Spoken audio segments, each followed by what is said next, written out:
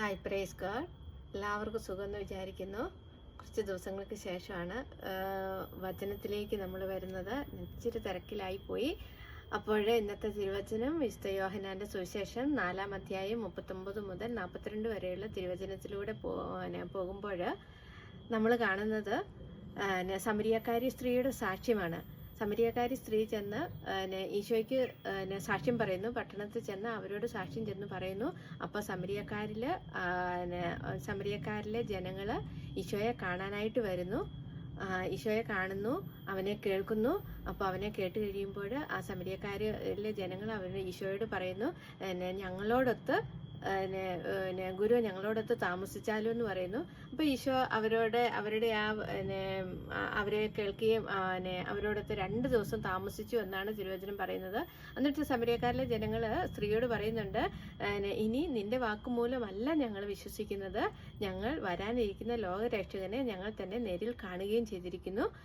ഇവനാണ് ലോകരക്ഷകൻ എന്ന് അവരെ ഏറ്റുപറയുക ചെയ്തത്.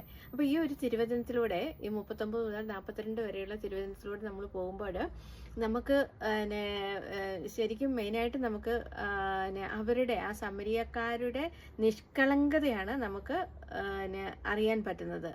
അപ്പം ആ സ്ത്രീ ചെന്ന് ആദ്യമായിട്ട് ഒരു സ്ത്രീ ചെന്ന് ഈശോയ്ക്ക് വേണ്ടി സാക്ഷ്യം പറയുക.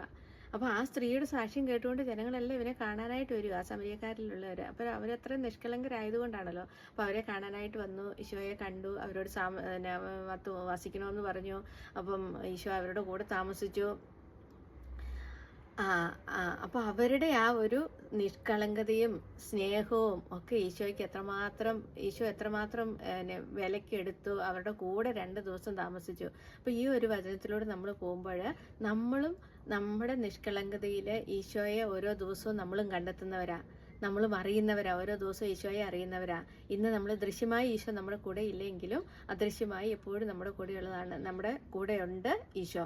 അപ്പം ഈശോയെ നമുക്കും ആ സമരിയക്കാരുടെ ആ നിഷ്കളങ്കത പോലെ നമ്മുടെ ജീവിതത്തിൻ്റെ അവസ്ഥകളിലേക്ക് നമുക്കും ഈശോയെ വിളിക്കുകയാണെങ്കിൽ, വിളിക്കുമ്പോൾ ഈശോ തീർച്ചയായിട്ടും നമ്മുടെ കൂടെ വരും. നമുക്കും ഈശോയോട് പറയാം, ഈശോയെ എൻ്റെ ജീവിതത്തിലേക്ക്, എൻ്റെ കുടുംബത്തിലേക്ക്, എൻ്റെ ഓരോ പ്രശ്നങ്ങളിലേക്ക് നീ ഇടപെട്ടാലും ഈശോയെ നീ വന്ന് ഇടപെടണം, നീ കൂടെ ആയിരിക്കണം, ഞങ്ങൾക്കതിന് സൊല്യൂഷൻ കണ്ടെത്തി തരണം. ഓരോ കാര്യങ്ങളിലേക്കും നമുക്കും ഈശോയെ വിളിച്ചു വരുത്താം. അപ്പോൾ ഈശോയെ വിളിച്ചു വരുമ്പോൾ തീർച്ചയായിട്ടും ഈശോ നമ്മുടെ ആ നിഷ്കളങ്ക സ്നേഹം കാണുമ്പോൾ ഈശോ തീർച്ചയായിട്ടും നമ്മുടെ കൂടെ വരികയും നമ്മുടെ ആവശ്യങ്ങളിൽ, നമ്മുടെ ഓരോ കാര്യങ്ങളിലും ഈശോയെ ഇടപെടുത്താനും